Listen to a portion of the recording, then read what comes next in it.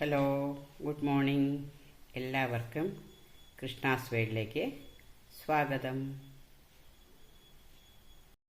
ഞാനിന്നിവിടെ തക്കാളി തീയലാണ് തയ്യാറാക്കാൻ പോകുന്നത്. അതിലൊക്കെ ഞാൻ സാമാന്യം വലിയ തക്കാളി ഒരു 4 എടുത്തിട്ടുണ്ട്. പിന്നെ ഒരു വലിയ സവോള എടുത്തിട്ടുണ്ട്. പിന്നെ 2 പച്ചമുളക് ഒരു ടേസ്റ്റിന് വേണ്ടി എടുത്തിട്ടുണ്ട്. കറിവേപ്പില എടുത്തിട്ടുണ്ട്. പിന്നെ ഒരു നാരങ്ങ വലുപ്പത്തിൽ പുളിയെടുത്ത് വെള്ളത്തിലിട്ട് വെച്ചിട്ടുണ്ട്. ഇനി ഇതിലേക്ക് വേണ്ട അരപ്പ് തയ്യാറാക്കാനുള്ളത് ഞാൻ അത് തയ്യാറാക്കുന്ന സമയത്ത് ഓരോന്നായിട്ട് പറയാം. അതിന് മുമ്പ് നമുക്ക് ഈ തക്കാളി ഒന്ന് പീസാക്കിയിട്ട് ഒന്ന് എണ്ണയിലൊന്ന് വഴറ്റിയെടുക്കണം. ഞാനത് വഴറ്റിയെടുത്തിട്ട് വരാം. നമുക്കിനി ഇതിലേക്ക് വേണ്ട മസാല ഒന്ന് തയ്യാറാക്കാം. അതിലേക്ക് ഞാൻ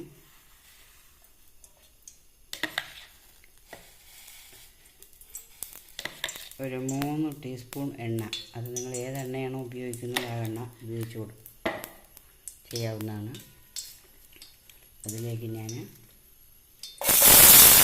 സവോള, സാമാന്യം വലിയ സവോള തന്നെയാണ് അരിഞ്ഞിട്ടുണ്ട്, അതിനിട്ട് കൊടുക്കാം.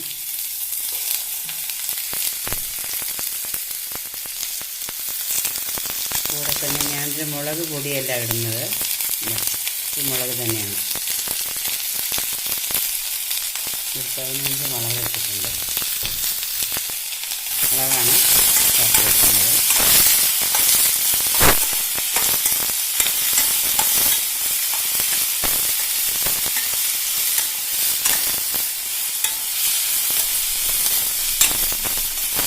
ഒന്ന് ലേശം ഒന്ന് വാടി വരുന്ന സമയത്ത് നമുക്ക് 2 ടീസ്പൂൺ മല്ലിപ്പൊടി ഞാൻ ഇവിടെ എടുത്തിട്ടുണ്ട്, അത് അതിലേക്ക് ചേർത്ത് കൊടുക്കാം.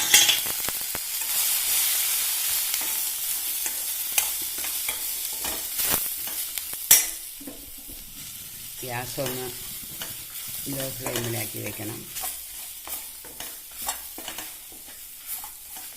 അത് നല്ലപോലെ കറന്ന് വരട്ടെ. ഇത് തീയലായതുകൊണ്ട് ഉള്ളി ഒരുപാട് വതകി വരേണ്ട കാര്യമില്ല. കുറച്ച് കറിവേപ്പില ഇതിലേക്ക് ചേർത്ത് കൊടുക്കാം.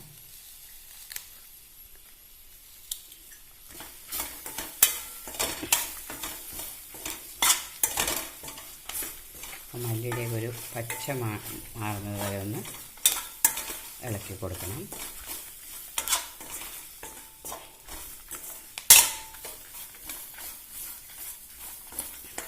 ഇനി തണുത്ത ശേഷം ഓഫ് ചെയ്യാം, ഗ്യാസ് ഓഫ് ചെയ്യാം.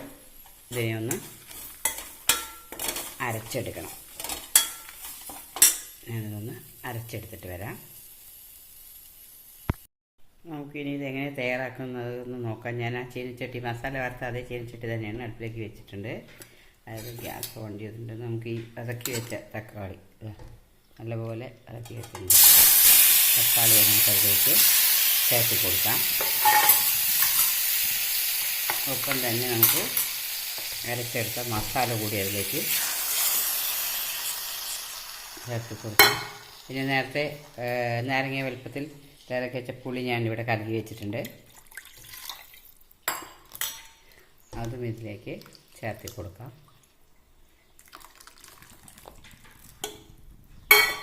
തക്കാളി വറുക്കുമ്പോൾ ലേശം ഉപ്പിട്ടിരുന്നു, അത് മതിയാവില്ല.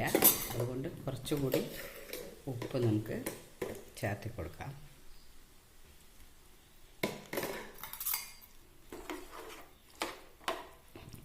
തക്കാളിയൊക്കെ ആൾറെഡി വതകിയിട്ടുള്ളതുകൊണ്ട് വേവാൻ ഒരുപാട് സമയമൊന്നും വേണ്ട. ഈ മസാലയുടെ ആ ഒരു മണം പോകുന്നവരെ മാത്രം ഗ്യാസ് ഒന്ന് കയ്യിൽ വെച്ച് കൊടുക്കാം. ഒന്നത് നല്ലപോലെ തിളച്ച് വരട്ടെ.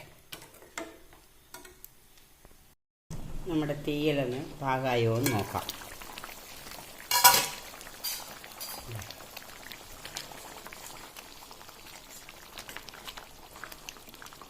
പാകമായിട്ട് വന്നിട്ടുണ്ട്. ഇതിലേക്ക് നമുക്ക് കുറച്ച് കറിവേപ്പില ചേർത്തി കൊടുക്കാം.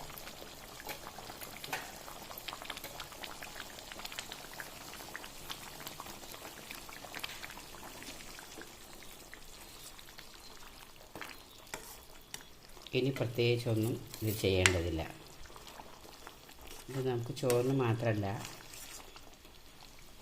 ദോശയുടെ കൂടി ഇഡ്ഡലിയുടെ കൂടി ചപ്പാത്തിയുടെ കൂടി കഴിക്കാൻ നല്ലതാണ്. എല്ലാവരും ഒന്ന് ട്രൈ ചെയ്ത് നോക്കണം. ഒരുപക്ഷെ നിങ്ങളും ഇതുപോലെ തക്കാളി തീയലൊക്കെ വയ്ക്കുന്നുണ്ടാവും. പക്ഷെ പലരും പല രീതിയിലാണ് വയ്ക്കുക.